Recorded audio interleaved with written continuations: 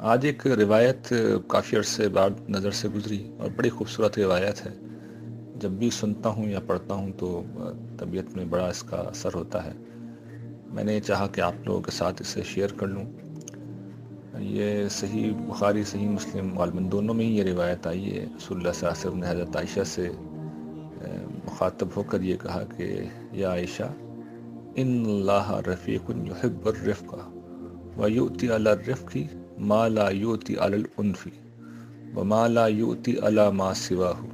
مطلب اس کا یہ ہے کہ اللہ تعالیٰ نرم ہیں اور نرمی کو پسند کرتے ہیں، اور جو وہ نرمی پہ دیتے ہیں وہ سختی پر یا سخت مزاجی پر نہیں دیتے، اور جو وہ نرمی سے دیتے ہیں وہ کسی اور ذریعے سے بھی نہیں دیتے۔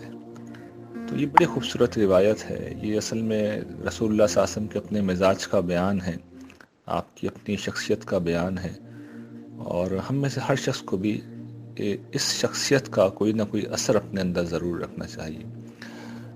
دیکھیے، نرمی کرنا شاید ہم میں سے بعض لوگوں کو اس لیے کوئی کمزوری لگتا ہے کہ اس معاشرے میں اگر نرمی کا مظاہرہ کیا جائے تو ہم سمجھتے ہیں کہ لوگ ہم پر چڑھ جائیں گے، لیکن سچی بات یہ ہے کہ اس طرح ہم اپنے آپ کو ظلم و زیادتی کے ہر خطرے سے محفوظ کر لیتے ہیں۔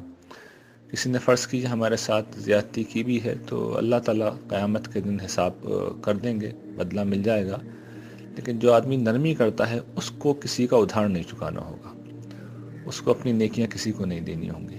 تو جو اس کی سمجھیے کہ سب سے مشکل شکل ہمیں لگتی ہے کہ بھئی ہم نرم مزاج ہوئے، نرمی کا مظاہرہ کیا تو دوسرے ہمارے ساتھ زیادتی کریں گے، تو اس پہلو کو ہمیشہ ذہن میں رکھنا چاہیے۔ ورنہ زیادہ تر لوگ ایسے نہیں ہوتے۔ جس وقت آپ نرمی کا مظاہرہ کریں گے، محبت سے لوگوں سے پیش آئیں گے، تو آپ دیکھیں گے کہ لوگ ہمیشہ آپ کے متعلق اچھا تاثر قائم کریں گے۔ اور یہ ممکن نہیں ہے، انسان دیکھیے انسان ہوتے ہیں، پتھر تو نہیں ہوتے۔ جو آدمی خوش مزاج ہے، مسکراہٹ چہرے پہ ہے، نرمی کے ساتھ معاملہ کر رہا ہے، زیادہ تر لوگوں کا رویہ اصل میں اس کے لیے بہت ہی اچھا ہوتا ہے، بلکہ سبھی لوگوں کا ہوتا ہے۔ اور جن چند لوگوں کی وجہ سے لوگ اس مجموعی طور پر اس رویے کو اختیار کرنے سے رک جاتے ہیں کہ جو اچھی بات کا جواب بھی برائی سے دیتے ہیں، تو میں زیادہ سے زیادہ یہ توجہ دلا سکتا ہوں کہ چلیے ان کے ساتھ آپ ایڈمنسٹریٹیولی انتظامی طور پر کوئی بہتر معاملہ کر لیں، یعنی سخت معاملہ نہ کریں، اس طرح معاملہ کریں کہ وہ زیادتی نہ کریں۔ لیکن اس کے لیے یہ ضروری تو نہیں کہ بد مزاجی اختیار کی جائے، انسان اچھے طریقے سے بھی اپنی بات کو بیان کر سکتا ہے۔ تو بہرحال خلاصہ یہ ہے کہ نرمی بہت بڑا وصف ہے، بڑی خصوصیت ہے، اور ہمیں اس کا اہتمام کرنے کی کوشش کرنی چاہیے۔ اللہ کی رحمتوں کو سمیٹنے کا یہ ایک بہترین ذریعہ ہے۔